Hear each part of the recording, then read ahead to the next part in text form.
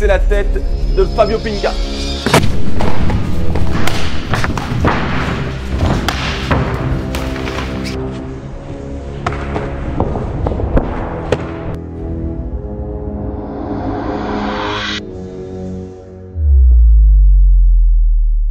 Ok les gars, nouvelle vidéo. Aujourd'hui, je me suis rendu à Lyon pour rencontrer une sommité de la boxe thaï qui a fait récemment sa reconversion en MMA, en grappling. Donc on va le tester en MMA grappling. Lui, il va m'apprendre quelques trucs de boxe thaï. J'en aurai bien besoin pour mon combat du 28 juillet. Donc pour l'instant, vous avez vu ça? C'est la tête de Fabio Pinca. Je peux vous renseigner, monsieur? Ah, bonjour, bonjour. Ah bah, bienvenue. c'est marrant parce que c'est marrant. Fabio Pinca, c'est mon cousin. Il a le même nom et prénom que vous. Ok. C'est fou, hein? C'est marrant. Ça Hein, s'explique. c'est drôle, voilà. 782 kilojoules dans ta face quand je te cogne. Hein. Et ça, c'était Francis Ngannou 927. Mais j'ai laissé taper plusieurs fois parce que, bon, sacré Francis. Alors, qu'est-ce qui se passe aujourd'hui? La dernière fois, je devais recevoir la sommité de la boxe thaï Fabio Pinca à Paris, mais je m'étais blessé au dos. Ah, ça m'arrive. Hein. Donc là, je suis venu jusqu'à Lyon pour rencontrer cette légende. Donc, plusieurs fois champion du monde WC, champion du monde ISKA. Il était champion du Raja. Donc, grosse légende. Je suis ravi de te rencontrer aujourd'hui. De même, je suis ravi de vous recevoir.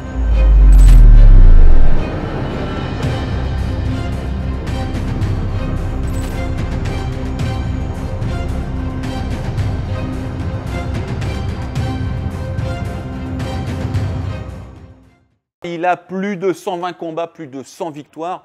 Donc, c'est une machine de guerre qui a bourlingué dans le monde entier. T'es un fou pour faire autant de combats? Un petit peu, ouais. C'est ça, hein? Je pense. Oui? Faut être à moitié fou pour faire ce sport. C'est ce que je dis tout le temps. Voilà. Voilà, bon, quand deux fous se rencontrent, qu'est-ce qui se passe? Ils se tapent dessus. Hein. Donc restez là, il y aura 3 rounds. Hein. Un grappling pour s'échauffer, un MMA et un boxe thaï. Tiens d'ailleurs, en parlant de boxe thaï, est-ce que tu as vu le film Farang justement sur la boxe thaï? Pas du tout. Si je dis que tu l'as vu. Oui, bien sûr, je l'ai vu. Farang est un film d'action ultra brutal avec des chorégraphies martiales absolument ahurissantes. Franchement, j'ai kiffé. Parfois, je flippais quand je voyais le film. C'est à la fois gore, technique et réel. J'ai beaucoup aimé. Ça fait longtemps que je n'ai pas vu un film d'action comme ça. D'habitude, c'est un petit peu pourri. On voit que les chorégraphies, c'est ou too much ou les mecs ne savent pas en faire. Là, on voyait que l'acteur principal sait en faire. Donc, j'ai beaucoup aimé. Avec un réalisateur et un acteur principal qui arrive à hausser le niveau des films français au niveau d'un truc comme Hong Bak. J'ai retrouvé aussi des scènes un peu comme dans Ghost Dog, pour ceux qui l'ont vu, c'est un de mes films préférés. Donc j'adore. Donc le film sort bientôt, donc allez-y avec vos amis. Je vous garantis que vous n'allez pas le regretter. Si vous le regrettez, je ne comprends pas là. Franchement, vous allez faire « Waouh, les scènes de ouf !» Et dès que j'ai vu le film, j'ai su que l'acteur principal faisait de la boxe thaï. Et quand je l'ai rencontré, je lui ai demandé. Et effectivement, il était champion de France de boxe thaï. Donc voilà, c'est des vrais combattants. Un film pour les combattants, fait par des combattants. Donc Farang sort juste à temps pour la fête du cinéma. Si c'est pas fait exprès ça. Donc allez le voir. Non, franchement, allez le voir. Allez le voir. Vous me dites. Si vous n'aimez pas, vous m'insultez. Vous voulez m'insulter quand même? Vous pouvez pas m'attraper, je suis dans la caméra. Farang, le 25 juillet au cinéma. Qu'est-ce que c'est que toutes ces ceintures là-bas? Dites-moi là. Tu vas nous montrer tout ça? Bzz, bzz, les moustiques, poussez-vous. Qu'est-ce que c'est que ça? Dites-moi. Tout ça, c'est à toi? Ouais. Sauf celle-ci qui est un de mes élèves, Mathias. C'est laquelle dont tu es le plus fier? Donc ça, c'est le Raja? Ouais, c'est Raja, ça. Est-ce que tu peux dire le nom en entier? Parce que je n'y arrive jamais. Raja Damnoy. D'accord. C'est celle dont tu es le plus fier? Écoute, je suis pas spécialement...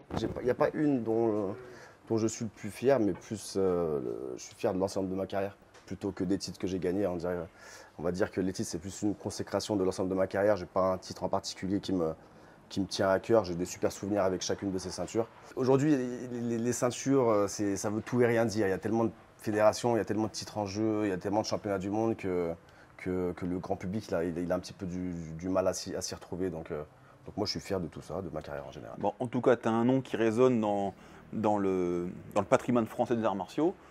Tu dois être top 5 français de tous les temps dans ta catégorie de poids, je pense. Peut-être.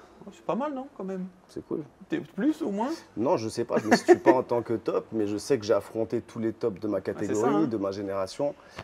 J'ai combattu dans toutes les plus grosses organisations qu'il y a pu avoir en Muay Thai. Donc c'est plutôt cool. Je suis content de ce que j'ai accompli. Est-ce que tu peux me citer quelques grands noms justement que tu as affrontés? Quelques grands noms, il y en a un paquet. Alors j'ai affronté Senshai, j'ai affronté Sichichai, Bovi, Kem. J'ai affronté qui? Tachai. Enfin, tous les champions taille de l'ancienne génération, de la génération encore actuelle. Donc, et puis les champions français aussi, je n'ai pas réussi à tous les citer. Je vois même une championne d'Europe de Jiu-Jitsu. Ouais, je me suis amusé à participer à une compétition de grappling que j'ai gagnée à Rome l'hiver dernier.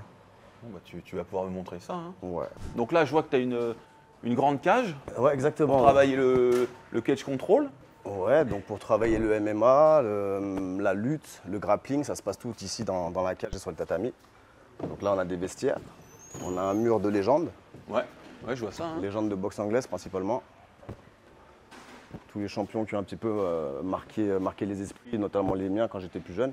Beaucoup de Tyson, beaucoup d'Ali. Ouais, c'est des légendes. Ouais. Mayweather.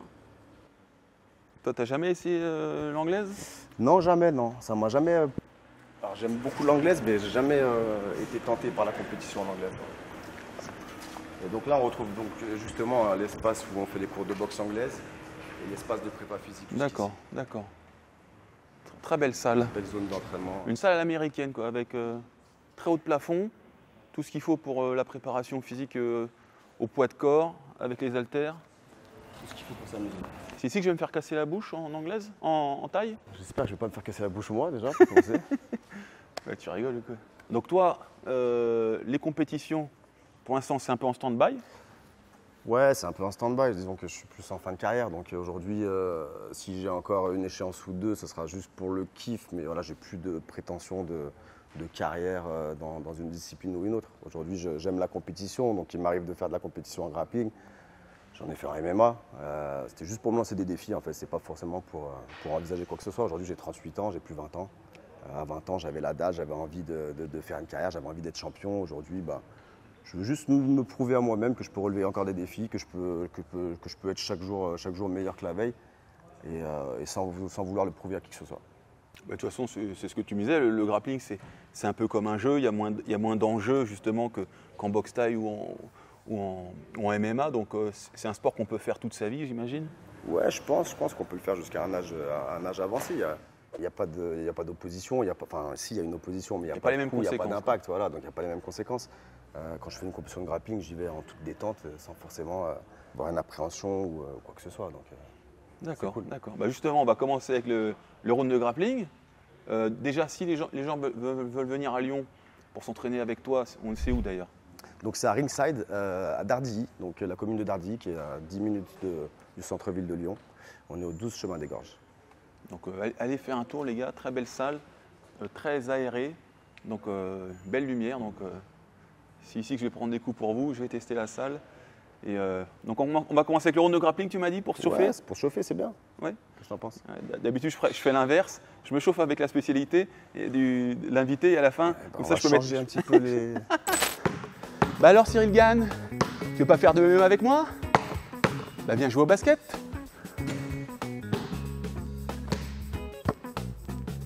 Vous aimez cette tenue les gars, cette magnifique tenue Matnac? Eh ben le lien est en description. Et vous faites kiffer. À quelle occasion vous faites kiffer? Il n'y a pas d'occasion pour se faire kiffer. On va transpirer à la salle, on se tue la tâche au boulot. On peut se payer un petit t-shirt Matnac. Et vous aurez la classe comme moi. Tu veux avoir la classe comme moi? Tu choisis Matnac.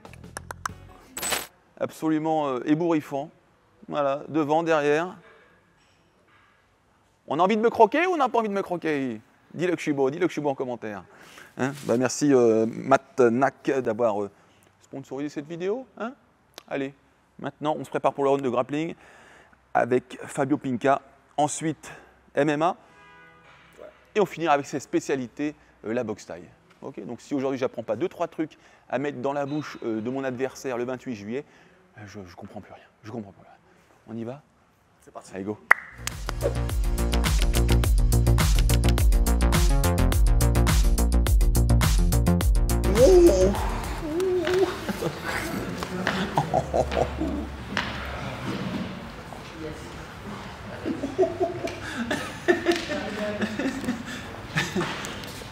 c'est malade mental.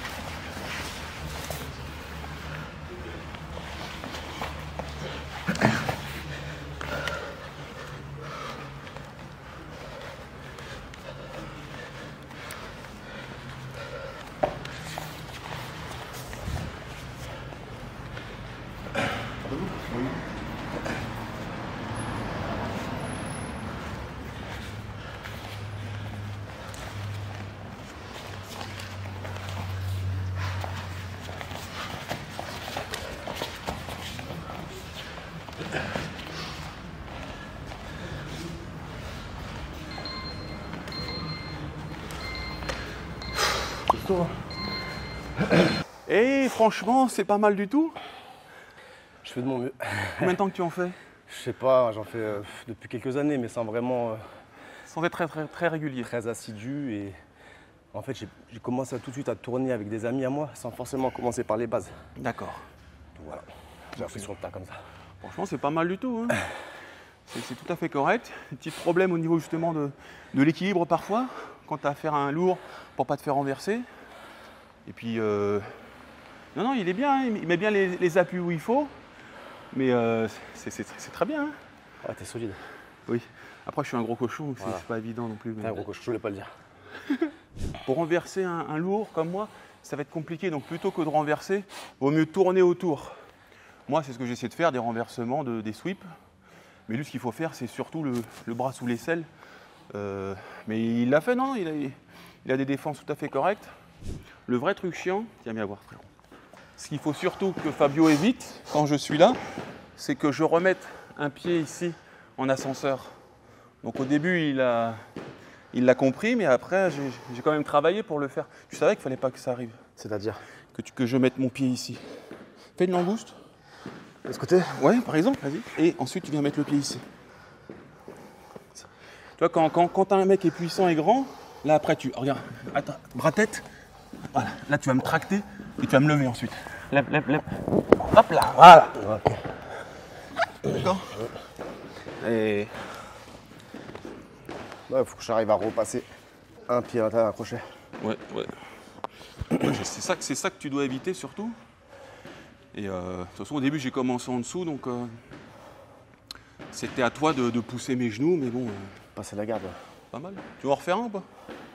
On va faire la bagarre. Là. MMA ou boxe Faire taille? MMA, on peut faire MMA. Hein? MMA? Allez, go MMA.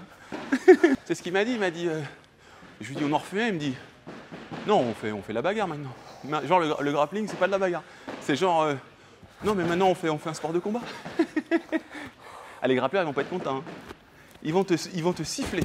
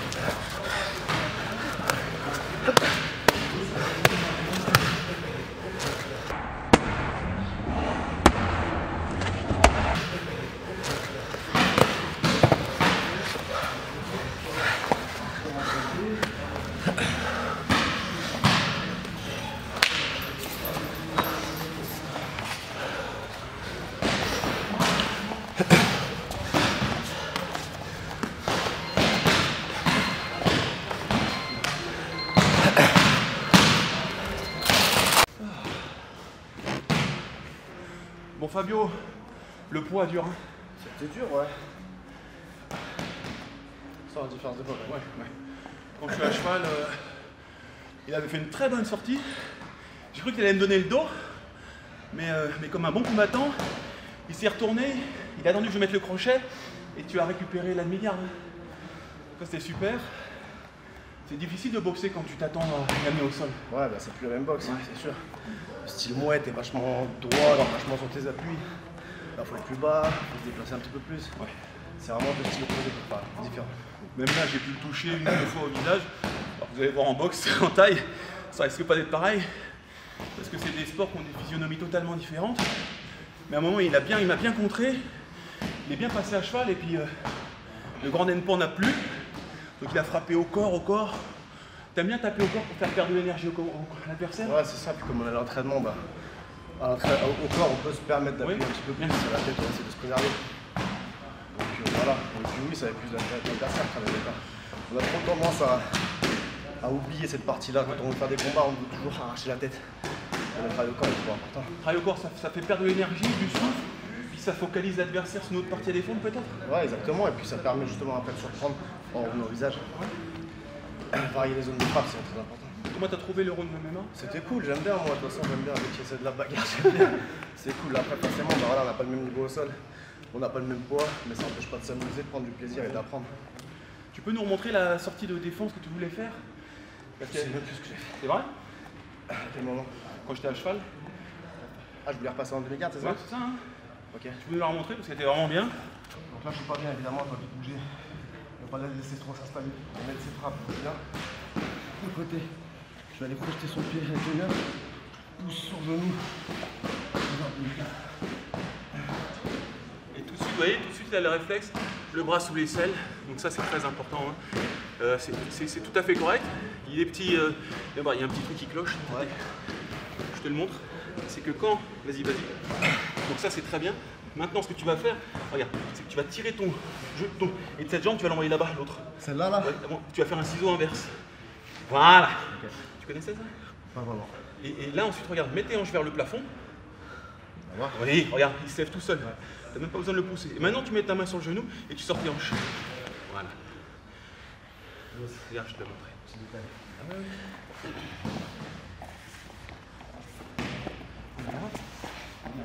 Résiste, ta jambe. Regarde. Ouais. Regarde, résiste. Empêche-moi de lever le genou. Et là, on fait le genou là. T'as vu? Et bougez pas parce qu'après le maître va nous montrer la boxe taille à son plus haut niveau, donc c'est super.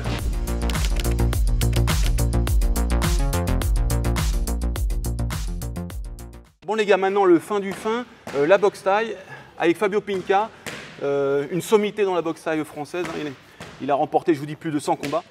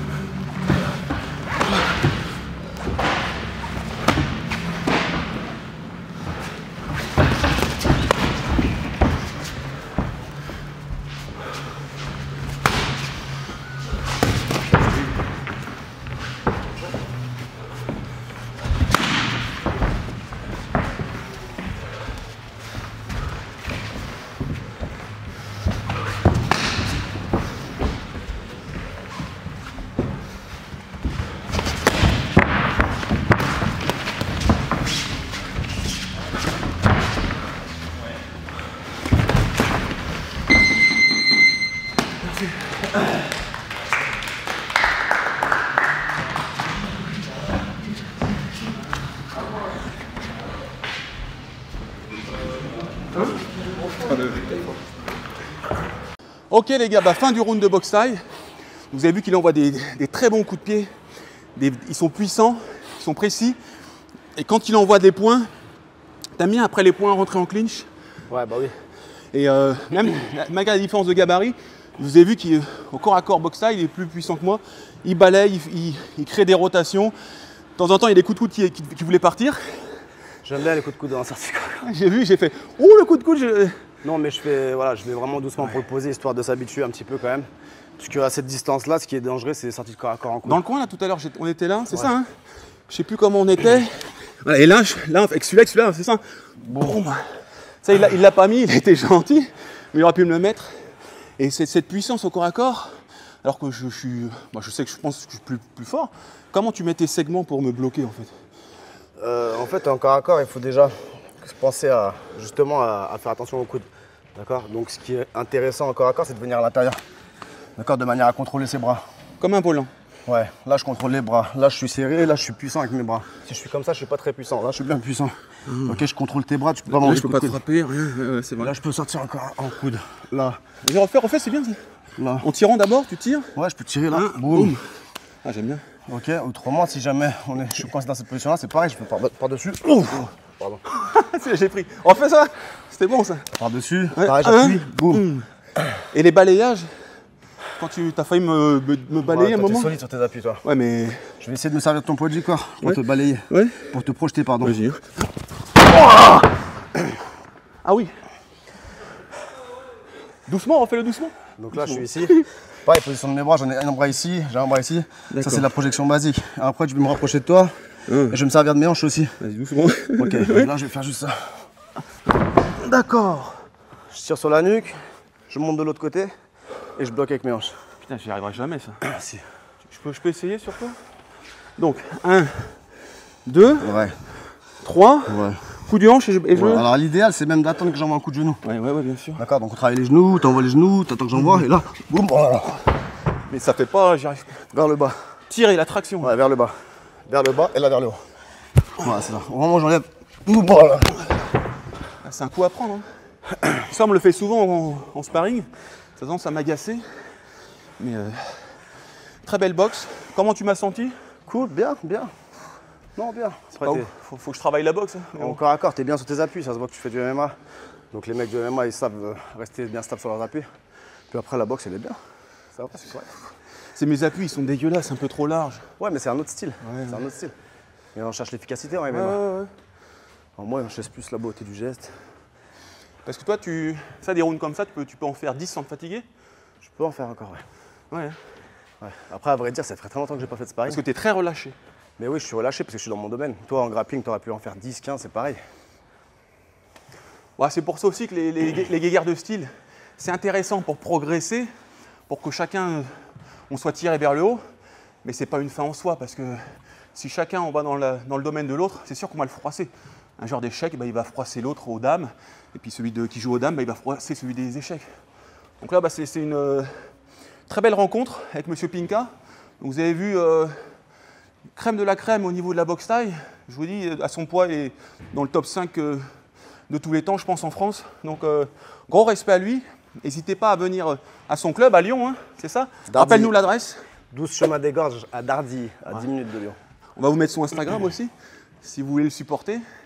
Est-ce que tu as quelque chose à dire qui te tient à cœur? Peut-être à dire depuis longtemps? Non, bah déjà merci à Karaté Bushido. Karaté Bushido, c'est un magazine qui me suit depuis mes débuts. J'ai eu la chance de faire la couverture de Karaté Bushido il y a peut-être 10-15 ans de ça. Donc je l'ai fait 2-3 fois. J'étais toujours fier de voir ma tête dans Karaté Bushido. Pour moi, c'était un magazine référence. Ça l'est encore d'ailleurs, d'une manière différente. Donc merci à Karaté Bushido. Merci aussi à mon public, tous ceux qui me soutiennent depuis maintenant pratiquement 22-23 ans de carrière. J'ai du monde qui me soutient depuis mes débuts, j'ai des nouveaux qui arrivent, qui me découvrent aujourd'hui. Bah, merci à tous, c'est vous qui me donnez la force. On n'oublie pas qu'il a 38 ans, donc il est plutôt en fin de carrière, mais il envoie encore du lourd et il a encore cette soif d'apprendre. Donc big up à M. Pinka. J'ai été ravi de te recevoir. De même.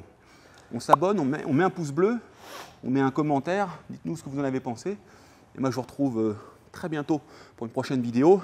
Et là je vais retourner m'entraîner pour mon combat. En tout cas, là, j'ai appris 2-3 trucs avec Fabio. Si je place un petit truc comme ça, ce sera dédicace à Fabio. OK? Merci les gars. Merci frérot. À bientôt.